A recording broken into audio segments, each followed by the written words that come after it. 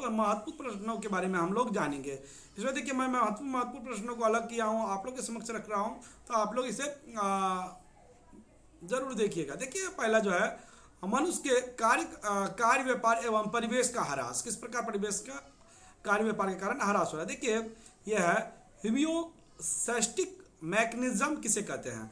प्राकृतिक वनस्पति में भौतिक एवं जैविक प्रक्रिया द्वारा इस कार्य करती है कि परिवेश के किसी भी भाग में क्षति होने से उसकी स्वतः क्षतिपूर्ति हो जाती है। इसे ही होमियोस्टिक मैकेनिज्म कहा जाता है। देखिए जिन कारणों से परिवेश में व्यापक परिवर्तन घटित होता हो।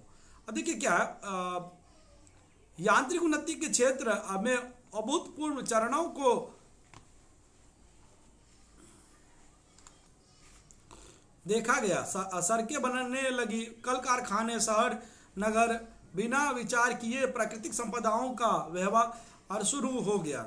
जैसे जल, मिट्टी, वन, कोयला, खनिज तेल, लोहा, तांबा इत्यादि 19वीं शताब्दी में होने लगे। महायुद्ध, सामरिक यंग का परीक्षण, वैज्ञानिक परीक्षण, निरीक्षण, आर्थिक उन्नति को एकमात्र केंद्र में रखने के कारण परिवेश में जो व्यापक परिवहन घटित हुई उसे कहते हैं। देखिए उसके बाद परिवेश संकट किसे कहते हैं? देखिए ये बहुत महत्वपूर्ण हो जाता है आप लोगों के फाइनल एग्जाम के लिए कि परिवेश संकट किसे कहते हैं। परिवेश पर संकट का अर्थ, हाँ, परिवेश या वातावरण के संतुलन का नष्ट होना। परिवेश के संकट का अर्थ क्या है? अर्थ है परिवेश या वातावरण के संतुलन का नष्ट होना। परिवेश संकट क्या है? मतलब ये तो अर्थ पूछा, अब परिवेश संकट अर्थ, इसका संकट क्या है? परिवेश पर संकट का अर्थ परिवेश या वातावरण के संतुलन का नष्ट होना। परिवेश का संतुलन नष्ट होने के कारण जल, वायु, मिट्टी जैसे प्राकृतिक संपदा तथा जीव जगत के ऊपर अपार क्षति हुई है। वायुमंडलीय प्रभाव जैसे किसी अंचल की जीव प्रजातियां संपूर्ण विलुप्त हो गई। अतिरिक्त परिणाम में जंगल नष्ट होने से भूमि क्षय, बाढ़, जैव वैचित्र्य का ह्रास, मरुभूमि के प्रसार के द्वारा परिवेश का समग्र रूप से ह्रास होता है। यही परिवेश का संकट है। यही परिवेश का क्या है? संकट है। परिवेश प्रदूषण और परिवेश संकट क्या एक है? देखिए परिवेश प्रदूषण और परिवेश संकट से दोनों विषय परिवेश की हानि से संबंधित है। इस कारण अनेक बार इन दोनों को एक ही मान लिया जाता है। परिवेश प्रदूषण का अर्थ प्राकृतिक और मनुष्य जनित कारणों से परिवेश उत्पादनों का दूषित होना, जबकि परिवेश संकट का अर्थ समग्र रूप से परिवेश में होने वाली हानि। निश्चित रूप से परिवेश प्रदूषण परिवेश संकट को अधिक गहरा देती है। जैसे कि जल में आर्सेनिक मिलने से जल दूषित हो जाती है और अत्यधिक दिनों तक ऐसी अवस्था रहने पर जल की गुणवत्ता नष्ट हो जाती है। इसी कारण भविष्य में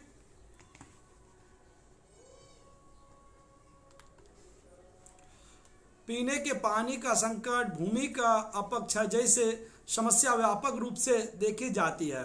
परिवेश संकट के लिए कितने कारक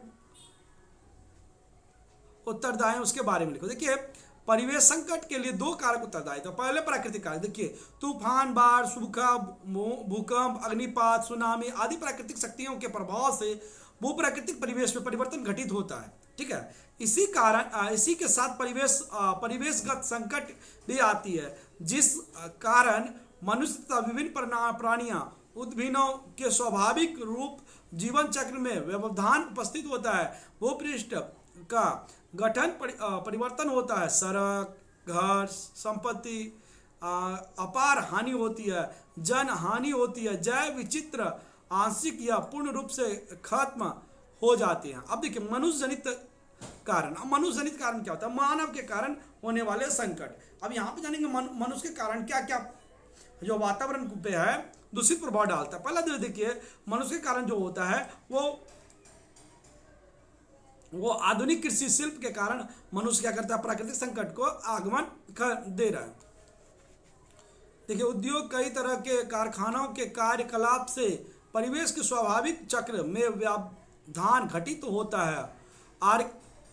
ऑर्गेनिक कृषि उत्पादन, शिल्प, वज्र, और परिकल्पना, नगरों का निर्माण, नदी की स्वाभाविक गति को रोककर जलाशय का निर्माण, वृक्ष काटना जैसे कार्य कला परिवेश में कई समस्याओं की सृष्टि करते हैं एवं परिवेश संकट का कारण बनते हैं। बाढ़, भूकंप, सूखा जैसे प्राकृतिक विपर्य भी मनुष्य के क्रियाकलाप के कारण ही आज घटित हो रहे हैं। अब देखिए भोपाल त्रासदी के बारे में क्या जानते हैं? देखिए भोपाल त्रासदी के बारे में हम लोग यहाँ जानेंगे। देखिए भोपाल गैस त्रासदी 1984 ईस्वी की बात निश्चित ही आप लोग जानते होंगे।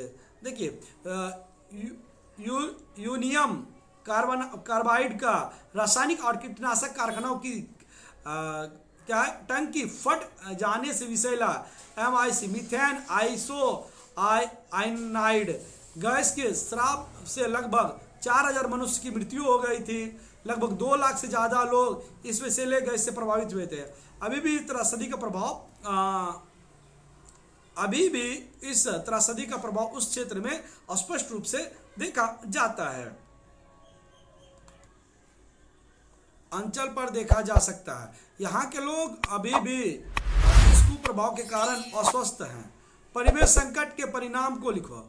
भूकंप, सूखा, जल प्रदूषण, मुद्रास्फीति, प्राकृतिक संपदा का ह्रास, रासायनिक दुर्घटना, जल प्रदूषण, जल का अभाव, यह है कि प्राकृतिक परिवेश संकट का परिणाम है।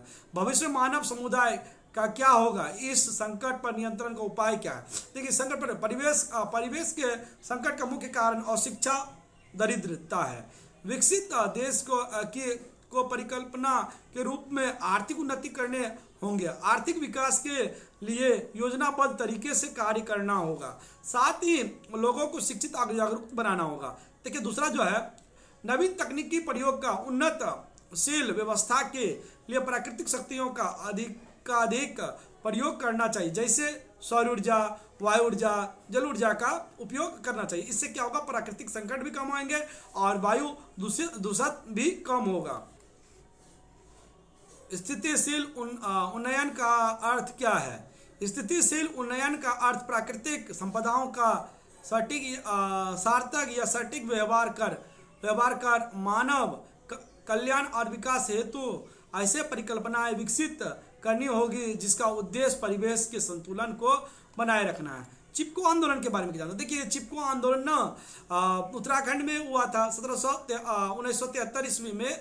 उत्तराखंड के गोयाल क्षेत्र के निवासी ने वन संरक्षण के लिए सामूहिक रूप से आंदोलन किया। देखिए इसमें क्या हुआ था? मूल इस आंदोलन का जो मोटिव था वो था वनों को संरक्षित करना, वनों को बचाने के लिए सबसे ज़्यादा है वृक्षों को बचाना। वृक्ष को बचाने के लिए लोग क्या करते थे? जब वृक्षों को काटे जाते थे तो वृक्ष से ये चिपक कर खड़े हो जाते थे और इसका विरोध करते थे। इसलिए इस आंदोलन का नाम ही पड़ा था चिपको आंदोलन। देखिए अब इसके बारे में जानेंगे।